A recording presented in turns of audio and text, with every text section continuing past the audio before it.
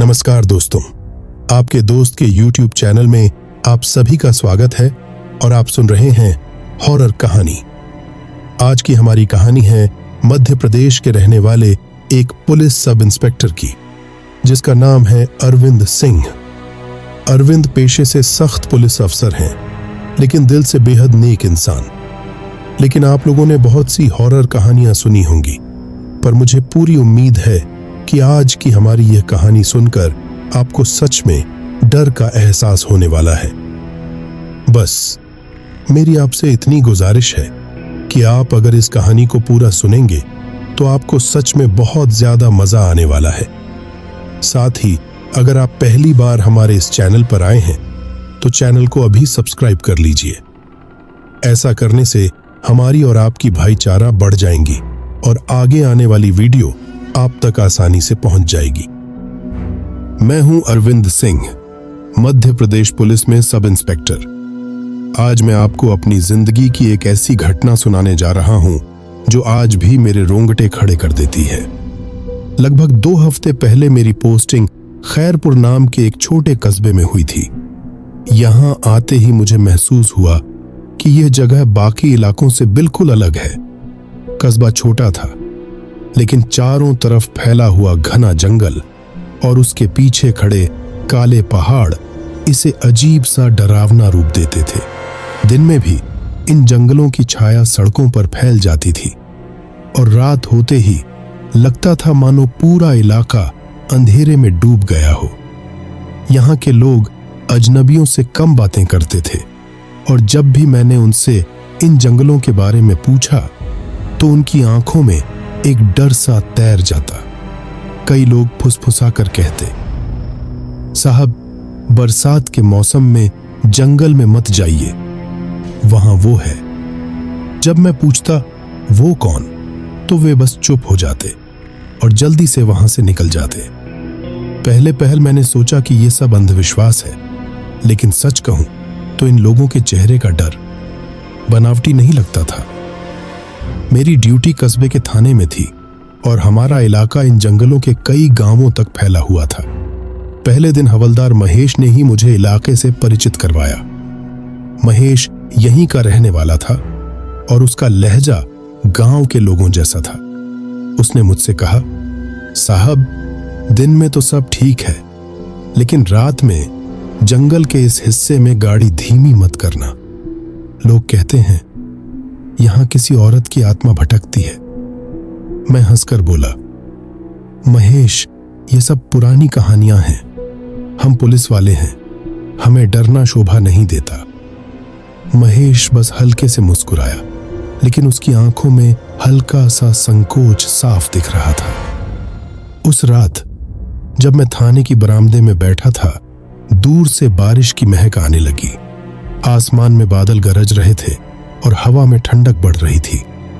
पास के गांव से एक बूढ़ा आदमी रिपोर्ट लिखवाने आया, लेकिन केस लिखवाने से पहले ही उसने धीमी आवाज में कहा, साहब सुना है आपकी पोस्टिंग नई हुई है, सावधान रहना, ये जंगल सीधा नहीं है, यहां रात में जो दिखे उस पर भरोसा मत करना। मैंने हैरानी से पूछा, क्या मतलब है आपका? वो बस एक लंबी सांस लेकर बोला, समझ जाओगे समय आने पर, और चला गया। उसकी आंखों में जो डर मैंने देखा वो मेरे जहन में बैठ गया। तब तो मुझे अंदाजा भी नहीं था कि आने वाले दिनों में मैं खुद इस जंगल के उस राज का हिस्सा बनने वाला हूं।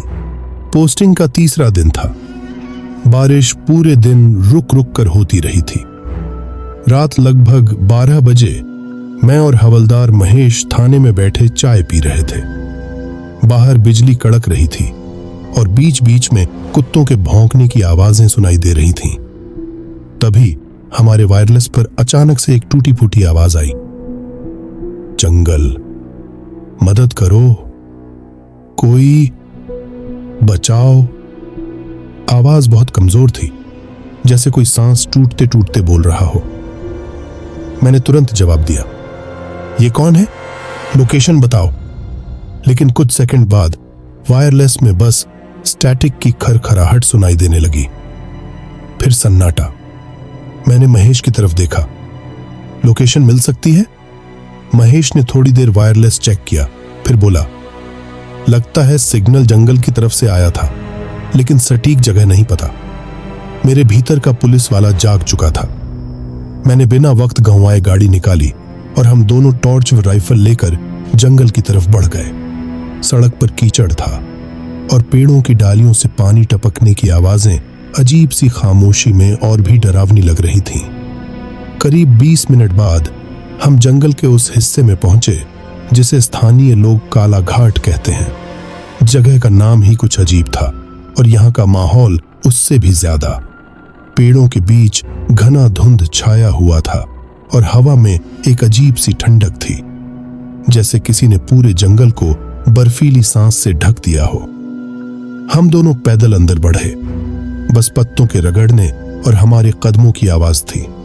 अचानक मुझे हल्की सी सिसकियों की आवाज सुनाई दी, जैसे कोई औरत धीरे धीरे रो रही हो। महेश, सुना तुमने? मैंने धीमे से कहा। महेश ने सिर हिलाया। हाँ साहब, पर यह किस तरफ से आ रही है? हम आवाज के पीछे पीछे गए और करीब 50 मीटर अंदर एक पुराने बरगद के पेड़ के नीचे हमें कोई बैठा दिखाई दिया। वो एक लड़की थी, भीगी हुई, बाल बिखरे हुए, सफेद सलवार कमीज पूरी कीचड़ में सनी हुई। उसका चेहरा झुका हुआ था और हाथ कांप रहे थे। मैं धीरे धीरे उसके पास गया और पूछा, तुम यहां अकेली क्या कर रही हो? और ये छोटे? उसने सिर उठाकर मेरी तरफ देखा। दोस्तों, उसकी आंखें ऐसी लग रही थीं जैसे उनमें हजारों दर्द छुपे हों। वो बस इतना बोली, उन्होंने मुझे छोड़ दिया मरने के लिए। मेरे सीने में अजीब सा गुस्सा और डर दोनों उमड़ आए। मैंने उसे संभाला और गाड़ी में बैठाया। महेश ड्राइव करने लगा और मैं पीछे बैठकर लड़की को पानी पिलाने की कोशिश करने लगा।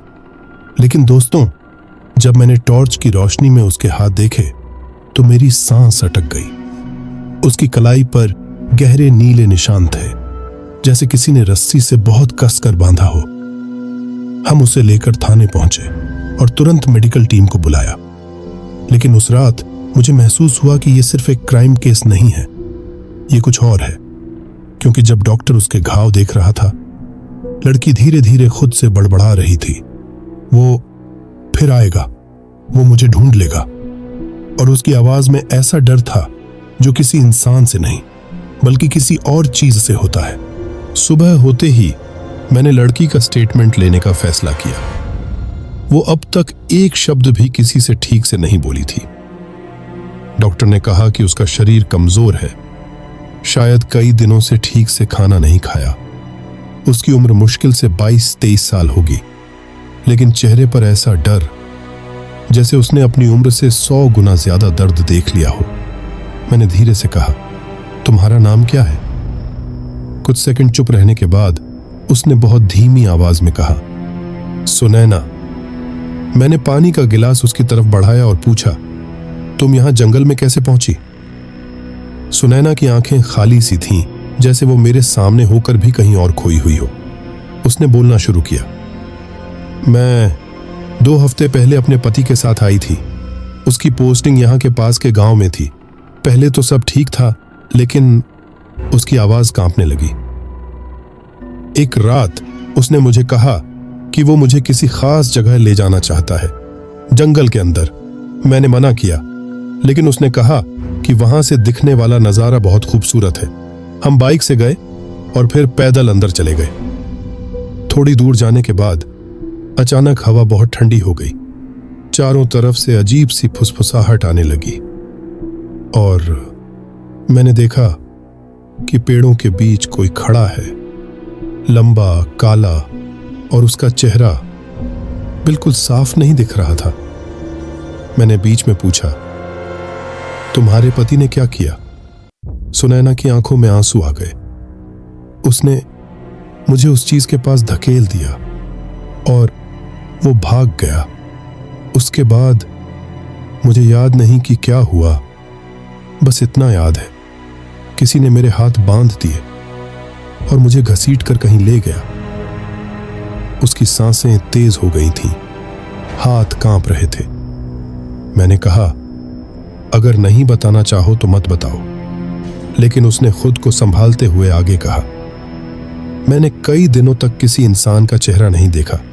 बस रात में वो आता था, मेरी तरफ झुककर सांस लेता था जैसे मुझे सूंघ रहा हो, और फिर अंधेरे में चला जाता था। वो कौन था, इंसान या कुछ और? यह सवाल मेरे दिमाग में घूमने लगा। मैंने महेश को कहा कि जंगल में उस जगह का मुआयना करेंगे जहां से हमने सुनैना को पाया था, लेकिन जैसे ही मैंने यह फैसला किया, सुनैना ने मेरा हाथ कसकर पकड़ लिया। मत जाइए, अगर आप वहां गए तो वो आपको भी जाने नहीं देगा। उसकी आंखों में जो डर था, उसने मेरे भीतर एक अजीब बेचैनी पैदा कर दी। लेकिन मैं पुलिस वाला था और मेरे लिए पीछे हटना मुमकिन नहीं था। अगले दिन शाम होते ही मैं और महेश जंगल के उस हिस्से की तरफ बढ़े जहां से हमने सुनैना को पाया था। आसमान में घने बादल थे, सूरज जल्दी ही ढल गया और चारों तरफ एक अजीब सी नीली धुंध फैलने लगी। मैंने टॉर्च और राइफल तैयार रखी थी। महेश ने कहा, साहब, मुझे अच्छा नहीं लग रहा। यह जंगल वैसा नहीं है जैसा बाकी होते हैं। मैंने हल्की हंसी में कहा, डर मत, हम पुलिस वाले हैं, भूत प्रेत नहीं मानते। लेकिन सच कहूं, अंदर से मैं भी घबराया हुआ था। करीब आधा घंटा पैदल चलने के बाद हम एक पुराने सूखे बरगद के पेड़ के पास पहुंचे। यही वो जगह थी जहां सुनैना मिली थी। पेड़ के चारों तरफ अजीब सी खामोशी थी, न हवा, न पत्तों की सरसराहट, न पक्षियों की आवाज, बस हमारे दिल की धड़कनें। अचानक महेश रुक गया। साहब, ये देखो। उसने जमीन पर टॉर्च की रोशनी डाली। कीचड़ में अजीब से पैरों के निशान थे, इंसानी, लेकिन बहुत लंबे और पतले, जैसे किसी के पैरों में हड्डियां ही ना हों। और सबसे अजीब बात, वो निशान गहरे थे, जैसे कोई बहुत भारी चीज हो। हमने उन निशानों का पीछा किया। करीब 200 मीटर बाद धुंध और घनी हो गई। मेरी टॉर्च की रोशनी भी मुश्किल से 5 फीट तक जा रही थी। तभी मुझे हल्की सी फुसफुसाहट सुनाई दी। आ गए, मैंने महेश से पूछा। तुमने सुना? महेश ने डरकर सिर हिलाया। हां, पर यह आवाज कहां से आई? हम धीरे धीरे आगे बढ़े और फिर मेरी टॉर्च की रोशनी एक आकृति पर पड़ी। वो हमसे लगभग 15 फीट दूर खड़ा था, लंबा, दुबला, पूरा काला, जैसे छाया हो। लेकिन सबसे डरावनी बात, उसका चेहरा बिल्कुल धुंध में घुला हुआ, जैसे वो चेहरा ही ना हो। वो हिल नहीं रहा था, बस हमें देख रहा था, या शायद देख भी नहीं रहा था, क्योंकि उसकी आंखें दिख ही नहीं रही थीं। मैंने राइफल उठाई और चिल्लाया, कौन है तू? कोई जवाब नहीं आया, लेकिन अगले ही पल उसने एक कदम आगे बढ़ाया और उस कदम की आवाज दोस्तों जमीन के अंदर से आई, जैसे मिट्टी खुद कराह रही हो। महेश ने घबरा कर कहा, साहब, ये इंसान नहीं है। अचानक वो आकृति धुंध में घुल गई। हम दोनों ने चारों तरफ टॉर्च घुमाई, लेकिन कुछ नहीं दिखा। बस एक ठंडी हवा का झोंका हमारे पास से गुजरा और मेरे कान में बहुत धीमी लेकिन साफ आवाज आई, वो मेरा है, उसे लौटा दो। मैं ठिठक गया, क्योंकि ये आवाज सुनैना के बारे में थी और इसका मतलब था ये चीज उसे फिर से लेने आएगी। जंगल से लौटने के बाद मैंने महेश को साफ कह दिया, अब से सुनैना पर 24 घंटे पहरा होगा। हम दोनों जानते थे कि वो चीज आसानी से हार मानने वाली नहीं है। रात करीब 1 बजे थाने में सिर्फ 4 लोग थे, मैं, महेश, एक कांस्टेबल और सुनैना, जो लॉकअप के पास वाली एक खाली कमरे में आराम कर रही थी। बाहर हल्की बारिश हो रही थी और हवाएं खिड़कियों को हिला रही थीं। मैंने फाइलों में डूबे हुए बस इतना नोटिस किया कि माहौल अचानक बहुत ज्यादा ठंडा हो गया। ऐसा ठंडा कि मेरी सांसें धुंध में बदलने लगीं। महेश ने फुसफुसाकर कहा, साहब कुछ गड़बड़ है। और तभी बाहर के गेट पर ठक ठक ठक की आवाज गूंजी, जैसे कोई धीरे धीरे लेकिन बहुत ताकत से दरवाजा पीट रहा हो। कांस्टेबल ने टॉर्च लेकर गेट खोला, लेकिन बाहर कोई नहीं था, सिर्फ बारिश और हवा। हमने सोचा कि शायद कोई मजाक कर रहा है, लेकिन तभी सुनैना के कमरे से चीख सुनाई दी। मैं दौड़कर वहां पहुंचा। सुनैना बिस्तर पर सिकुड़ी हुई थी और उसकी आंखें दरवाजे के ऊपर कोने में टिकी हुई थीं। मैंने टॉर्च घुमाई और दोस्तों, मैंने जो देखा उसने मेरी रूह जमा दी। वो चीज छत से उल्टा लटक रही थी, जैसे कोई चमगादड़। उसका चेहरा इस बार थोड़ा साफ दिख रहा था। लंबा फटा हुआ मुंह जिसमें नुकीले काले दांत थे और आंखें पूरी सफेद बिना पुतलियों के। महेश अंदर आया और उसने राइफल तानी, लेकिन वो चीज फुफकारते हुए इतनी तेजी से दरवाजे से बाहर निकली कि हम बस हवा का झोंका महसूस कर सके। खिड़कियां अपने आप खुल गईं और कमरे में एक ठंडी सड़ी हुई गंध फैल गई। सुनैना कांपते हुए बस इतना कह पाई, वो आ गया है और अब ये रुकने वाला नहीं है। मैंने तुरंत पूरे थाने को लॉकडाउन कर दिया और बाहर गश्त बढ़ा दी, लेकिन मेरे दिल में कहीं ना कहीं ये एहसास था कि हम चाहे जितनी चौकसी रख लें, वो चीज रास्ता ढूंढ ही लेगी। रात के हमले के बाद मैं और महेश थाने के बरामदे में बैठे थे। बारिश अब भी हो रही थी, लेकिन आसमान में गड़गड़ाहट कम हो चुकी थी। महेश चुप था, लेकिन उसकी आंखों में वो बेचैनी थी जो मैंने पहले कभी नहीं देखी। मैंने पूछा, महेश, तू कुछ जानता है ना इस जंगल के बारे में? वो कुछ सेकंड चुप रहा, फिर बोला, साहब, ये सिर्फ जंगल नहीं है, ये भैरव घाटी है और यहां जो भी एक बार फंस गया वो जिंदा वापस नहीं आया। महेश ने कहना शुरू किया, करीब 20 साल पहले यहां एक गांव था, बांसपुरी। गांव के किनारे एक पुराना शिव मंदिर था और उसके पास ही एक तालाब। लोग कहते थे कि उस तालाब में भैरवी नाम की एक औरत रहती थी। पहले वो इंसान थी, एक साध्वी, लेकिन गांव वालों ने उसके साथ बहुत बुरा किया। मैंने पूछा, क्या? महेश की आवाज धीमी हो गई। गांव के कुछ लोगों ने उसे जादू टोना करने वाली कहकर जिंदा तालाब में डुबो दिया। मरने से पहले उसने कसम खाई, मैं लौटूंगी और जिसने मेरा नाम मिटाया उनकी नस्ल खत्म कर दूंगी। उसके बाद बांसपुरी गांव का एक एक आदमी रहस्यमयी तरीके से गायब हो गया और जो भी मिला उसका चेहरा ऐसे फटा हुआ था जैसे किसी ने अंदर से खींचकर चीर दिया हो। साहब, लोग कहते हैं उसकी आत्मा अब भी इसी जंगल में भटकती है। वो अपने शिकार को सूंघकर पहचान लेती है और एक बार जिसे चुन ले उसे तब तक नहीं छोड़ती जब तक वो उसके साथ तालाब में न चला जाए। मैंने गहरी सांस ली। तो इसका मतलब सुनैना को भी उसने चुन लिया है? महेश ने सिर झुका लिया। जी, और साहब, जो आवाज आपने जंगल में सुनी थी वो भैरवी की ही थी। अब सब कुछ साफ हो रहा था। वो ठंडी हवा, वो लंबा काला साया और सुनैना को लेने की उसकी जिद, ये सब उस श्रापित औरत की कहानी से जुड़ा था। लेकिन सवाल ये था, अगर ये आत्मा सच में इतनी ताकतवर है तो हम इसे कैसे रोकेंगे? महेश की कहानी सुनने के बाद मेरे मन में एक ही बात गूंज रही थी, अगर भैरवी की जड़ उस तालाब से जुड़ी है तो शायद वहीं जाकर हम उसे रोकने का तरीका ढूंढ सकते हैं। सुबह होते ही मैंने योजना बनाई। हम 3 लोग जाएंगे, मैं, महेश और एक भरोसेमंद कांस्टेबल रामू।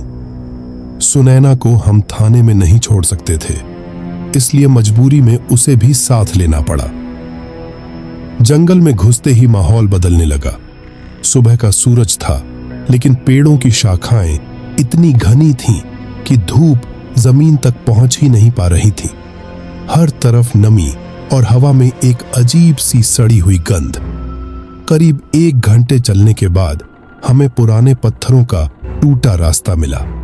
महेश ने धीमी आवाज में कहा, साहब, यही रास्ता तालाब तक जाता है। जैसे जैसे हम आगे बढ़ते गए, सुनैना और बेचैन होती गई। उसके हाथ पांव कांप रहे थे और वो बार बार कह रही थी, मुझे वापस ले चलो, वो यहीं है।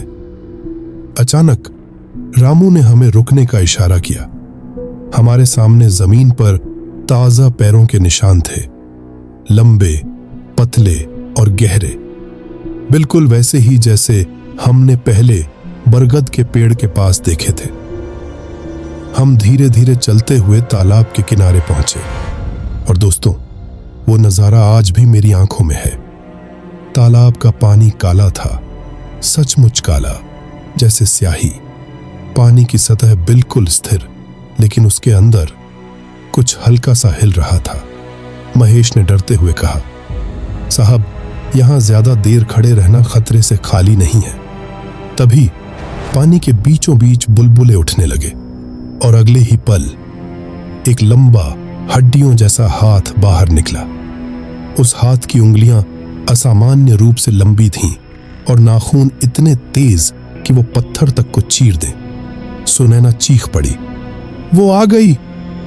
मैंने राइफल तानी, लेकिन उसी समय पानी के अंदर से एक लंबा काला साया निकलकर किनारे की तरफ बढ़ने लगा। उसका चेहरा इस बार साफ था, आधा इंसानी, आधा सड़ा हुआ, और उसकी सफेद आंखें सीधी सुनैना पर टिकी हुई थीं। मुझे समझ आ गया, अब ये सिर्फ डराने नहीं आई है, ये सुनैना को वापस ले जाने आई है। तालाब के काले पानी से वो साया धीरे धीरे बाहर निकल रहा था। हर कदम के साथ पानी की सतह चीरती हुई सड़ी हुई गंध और ठंडी हवा हमारे चारों तरफ फैल रही थी। उसकी ऊंचाई इंसान से दोगुनी थी। चेहरा आधा सड़ा हुआ, आधा काले धुएं जैसा, और सफेद आंखों में ऐसी नफरत जैसे सदियों से बस यही इंतजार कर रही हो। मैंने राइफल का निशाना साधा और चिल्लाया, रुक जा।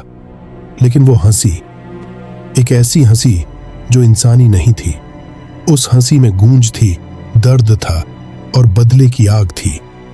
अगले ही पल उसने अपनी लंबी हड्डियों जैसी उंगलियां सुनैना की तरफ बढ़ाई। महेश ने उसे खींचकर पीछे किया और उसी समय मैंने ट्रिगर दबा दिया। गोली सीधा उसके सीने से आर पार हो गई, लेकिन वो जरा भी नहीं रुकी, बल्कि उसका शरीर और भी धुंधला हो गया, जैसे वो पूरी तरह इंसान ही ना हो। वो मेरी तरफ लपकी, इतनी तेज कि मुझे बस एक काले धुएं की लकीर दिखी। उसने मेरा गला पकड़ लिया, ठंडा, बर्फ जैसा, और दबाव इतना कि मेरी सांस रुकने लगी। उसकी आंखें मेरी आंखों में गड़ गईं और अचानक मेरे दिमाग में अजीब सी तस्वीरें उभरने लगीं। गांव वाले, तालाब, एक औरत की चीखें और पानी में डूबता चेहरा। महेश ने पीछे से उस पर लोहे की छड़ी से वार किया। इस बार वो चीखी, एक कान फाड़ देने वाली आवाज, और कुछ कदम पीछे हट गई। रामू ने जल्दी से सुनैना को मेरे पीछे किया, लेकिन तभी तालाब का पानी उबलने लगा और उसके अंदर से कई छोटे छोटे काले साए बाहर आने लगे। वो साए इंसानों जैसे थे, लेकिन आंखें लाल और शरीर सिर्फ धुएं से बना। महेश चिल्लाया, साहब, ये उसके सेवक हैं, हमें पीछे हटना होगा अभी।